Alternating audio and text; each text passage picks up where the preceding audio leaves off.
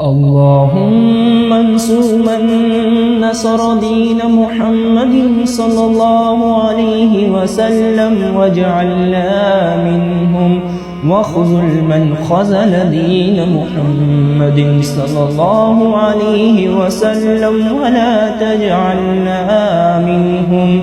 يا مقلب القلوب، يا مقلب القلوب ثبت قلوبنا على دينك. يا مصرف القلوب صرف قلوبنا على طاعتك. اللهم ألف بين قلوبنا وأصلح ذات بيننا. اللهم اهدنا سبل السلام. اللهم إنا نعوذ بك من جهد البلاء ودرك الشقاء وسوء القضاء وشماعة الأعداء.